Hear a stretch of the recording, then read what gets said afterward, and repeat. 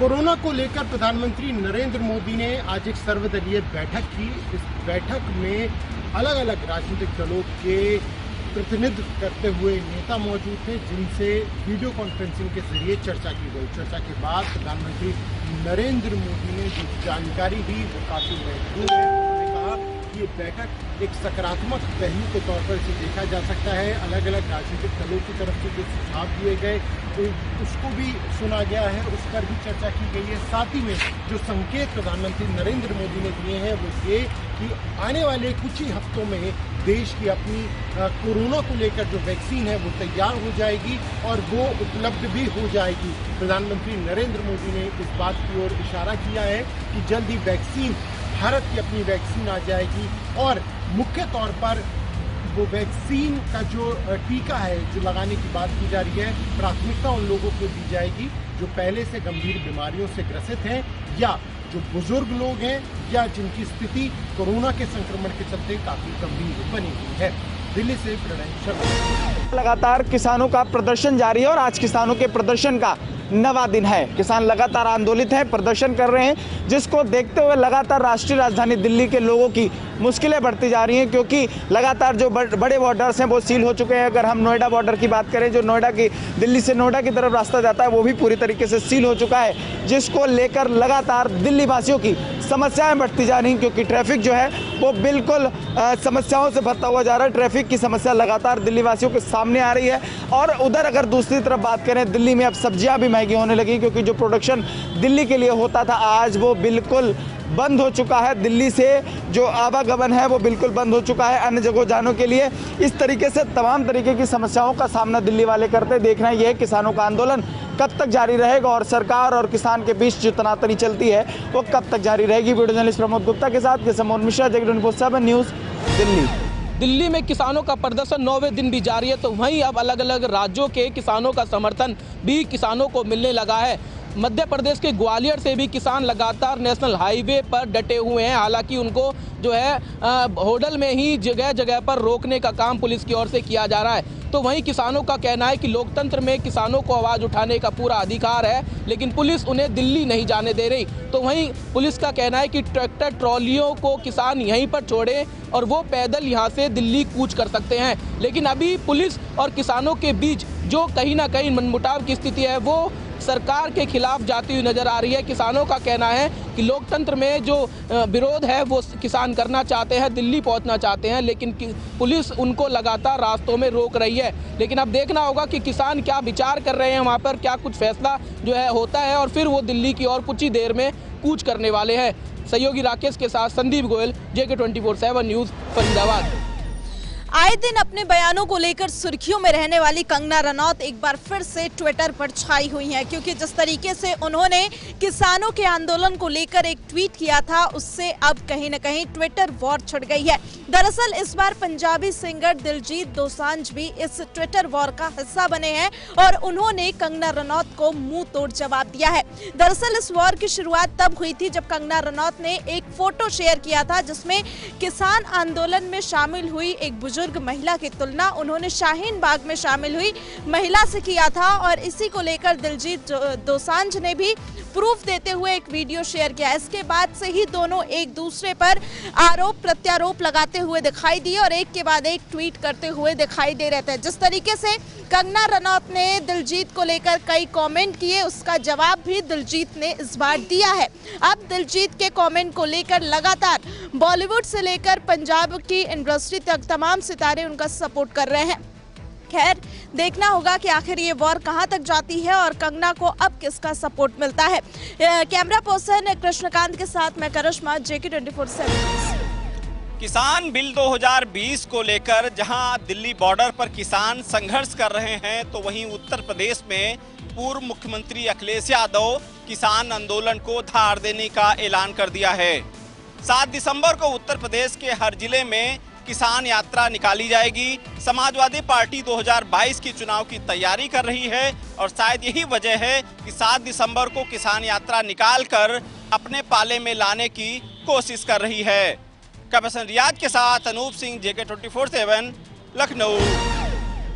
हैदराबाद में आपको याद होगा कि निकाय चुनाव को लेकर जो प्रचार प्रसार किया जा रहा था, आज वो दिन आ गया कि हैदराबाद के अंदर निकाय चुनाव के मतगणना इस वक्त हो रहे हैं। और बात अगर करें कांटे की टक्कर थी तो तीन पार्टियों के बीच उस वक्त कांटे की टक्कर है। बात टीआरएस की करें या एआईएमआईएम की करें या फिर बीजेपी की, क्योंकि बीजेपी को इस वक्त बहुमत मिलता हुआ शुरुआती रुझान में नजर आया और अभी भी बीजेपी को बहुमत मिलता हुआ रुझानों में नजर आ रहा है। क्या वाकई हैदराबाद बीजेपी की हो जाएगी, ये देखने वाली बात होगी, क्योंकि अमित शाह ने जिस तरीके से प्रचार प्रसार किया है, ये देखने वाली बात मिल रही है कि अब हैदराबाद के अंदर कमल खिल सकता है। यानी बीजेपी को जो बहुमत मिल रहा है उससे कहीं ना कहीं बीजेपी गदगद है। लेकिन ओवैसी तीसरे नंबर की पार्टी हैदराबाद के अंदर बन रही है। यानी ये कहिए कि हैदराबाद के अंदर ओवैसी को तगड़ा झटका लगते हुए नजर आ रहा है।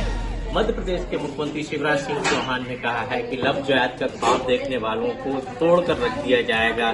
जहां एक और भाजपा शासित हरियाणा और उत्तर प्रदेश में लव जिहाद को लेकर के कानून बनाने की घोषणा कर दी गई है, तो वहीं मध्य प्रदेश के गृह मंत्री डॉक्टर नरोत्तम मिश्रा ने भी कहा है कि जल्द ही लव जिहाद को लेकर के मध्य प्रदेश में कानून बनाया जाएगा और विधानसभा में विधेयक पारित कराया जाएगा। इस समय में जहां शिवराज सिंह चौहान ने कहा है कि लव जिहाद का जो लोग ख्वाब देख रहे हैं, चाहे वह किसी भी धर्म या जाति के हों, निश्चित तौर पर उन पर कड़ी कार्रवाई की जाएगी। अब देखना यह है कि प्रदेश में इस तरीके का कानून कब तक अमली जामा पहनता है। कैमरामैन सुरेंद्र के साथ Subhash Srivastava, JK 24/7 news.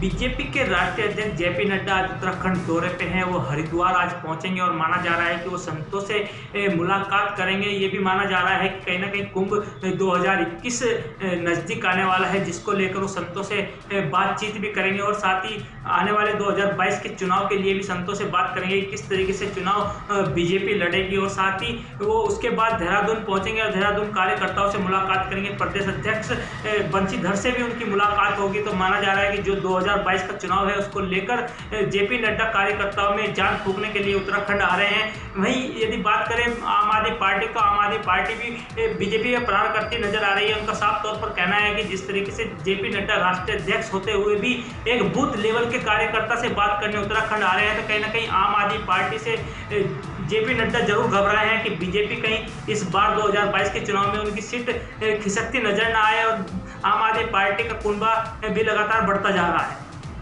Cameraman तिलक शर्मा के साथ धनराज, JK 24/7 न्यूज। एक तरफ जहां कोरोना काल में प्रदेश और देश की हवा स्वच्छ हो गई थी, वहीं उत्तर प्रदेश के 3 शहर देश के सबसे खराब हवा के तौर पर दर्ज किए गए हैं। पहले नंबर पर कानपुर, दूसरे पर मुजफ्फरनगर और राजधानी लखनऊ, जहां पर सरकार बैठती है, प्रदेश के आला अफसर बैठते हैं, वो तीसरे सबसे प्रदूषित शहरों में शुमार हो गया है।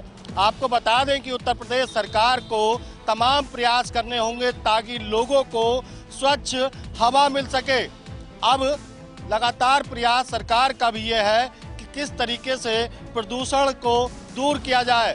वीडियो जर्नलिस्ट रियाज के साथ मैं संजीव कपासिया, JK 24/7 न्यूज, लखनऊ। ये कश्मीर में कल डिसेबिलिटी डे भी मनाया गया और डिसेबिलिटी लोगों के लिए खास तौर पे रिहैबिलिटेशन की बात भी कही। मगर बात अगर करें रिहैबिलिटेशन के साथ साथ वो मामला जो जमीनी सतह पर आए रोज बहुत कम दिखाई देते हैं।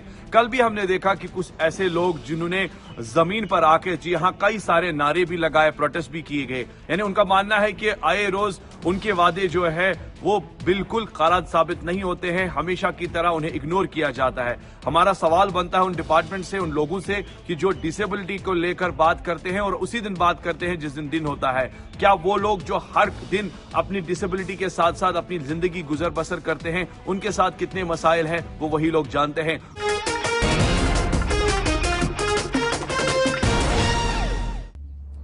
आम आदमी पार्टी के लोकसभा सांसद भगवंत मान ने हाल ही के अंदर लोकसभा स्पीकर को एक चिट्ठी लिखी है और इस चिट्ठी के अंदर उन्होंने मांग की है कि किसानों के मुद्दों का समाधान करने के लिए वो जल्द से जल्द एक दिन का सदन का विशेष सत्र बुलाएं, ताकि जो तीनों कानून लोकसभा और राज्यसभा के अंदर पारित किए गए हैं उन कानूनों को रद्द किया जा सके। भगवंत मान ने ये भी मांग की है कि केंद्र सरकार, क्योंकि लगातार किसानों के साथ जो बैठकें हो रही हैं लेकिन उसका कोई नतीजा नहीं निकल रहा, लेकिन इतनी सर्दी में पिछले कई दिनों से जो किसान दिल्ली के अंदर धरना लगाकर बैठे हैं उसकी मांगों को सरकार को सुनना चाहिए और प्रधानमंत्री मोदी को चाहिए कि वो किसानों के मुद्दों का समाधान करने के लिए आगे आए, क्योंकि ये मसला अब पूरे पंजाब का नहीं बल्कि पूरे देश का बन चुका है, क्योंकि देश के अलग अलग राज्यों से किसान अब दिल्ली पहुंच चुके हैं। इसके साथ ही उन्होंने ये भी कहा है कि जल्द ही उनके राज्यसभा सांसद, आम आदमी पार्टी के जो राज्यसभा सांसद हैं, वो भी राज्यसभा अध्यक्ष को एक पत्र लिखेंगे और विशेष सत्र बुलाने की मांग करेंगे। फिलहाल अब देखना ये होगा कि कल क्योंकि 5वें दौर की बैठक है और उस बैठक के बाद क्या कुछ इस मुद्दे का समाधान निकलकर सामने आता है। कैमरामैन मोहन के साथ मैं नवदीप छाबड़ा, JK 24/7 न्यूज़, चंडीगढ़। लद्दाख के अंदर दिन ब दिन ठंड बढ़ती जा रही है। लगातार तापमान में गिरावट देखा जा रहा है।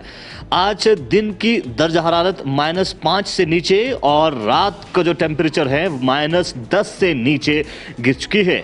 दूसरी जानिब विंटर के महीने में, विंटर मंथ्स के हवाले से इंतजामिया की जानिब से लगातार हेल्थ फैसिलिटी को बढ़ावा देने के लिए इंतजामात बड़े पैमाने पर किया जा रहा है। इसी को मद्देनजर रखते हुए lieutenant governor Ladakh RK Mathur ने एक मीटिंग ऑर्गेनाइज की, जिसमें लेह और कारगिल के मेडिकल डिपार्टमेंट के हेड ऑफ द डिपार्टमेंट्स के साथ उन्होंने मीटिंग की और जानकारी हासिल करने की कोशिश की आखिर किस तरह के इंतजाम विंटर के हवाले से किया जा रहा है। इस मौके पे लेफ्टिनेंट गवर्नर ने बराबर जायजा लिया दोनों जिलों में विंटर के महीने में ऑक्सीजन को लेके, मेडिकल फैसिलिटी को लेके, गर्म पानी को लेके और साथ साथ जो बाकी फैसिलिटी कोविड-19 की महामारी के चलते होना जरूरी है, इस हवाले से उन्होंने लगातार जानकारी दी। इस मौके पे CMO कारगिल और मेडिकल सुपरिटेंडेंट लेह ने लेफ्टिनेंट गवर्नर को जानकारी दी कि विंटर के महीने में कहीं ना कहीं प्रिपरेशंस लगभग मुकम्मल हो चुकी है ताकि लोगों को विंटर के महीने में फैसिलिटी दिया जा सके। हालांकि कोविड का कहर लगातार एक तरफ से लद्दाख के अंदर जारी है और कोविड-19 के महामारी से बचने के लिए, चेन को ब्रेक करने के लिए लोकल इंतजामिया के साथ साथ लोग भी कहीं ना कहीं आगे आ रहे हैं और इसी को मद्देनजर रखते हुए लेह के अंदर सिविल सोसाइटी ने वॉलंटरी लॉकडाउन भी दिया है। लगातार वॉलंटरी लॉकडाउन जारी है, लेकिन कोविड-19 के महामारी से बचने के लिए, चेन को ब्रेक करने के लिए सबको एक बार फिर एक प्लेटफॉर्म पे आके कोविड को मात देने की जरूरत है, क्योंकि दिन ब दिन कोविड का कहर लगातार जारी है। JK 24/7 के लद्दाख से मोहम्मद इसाक।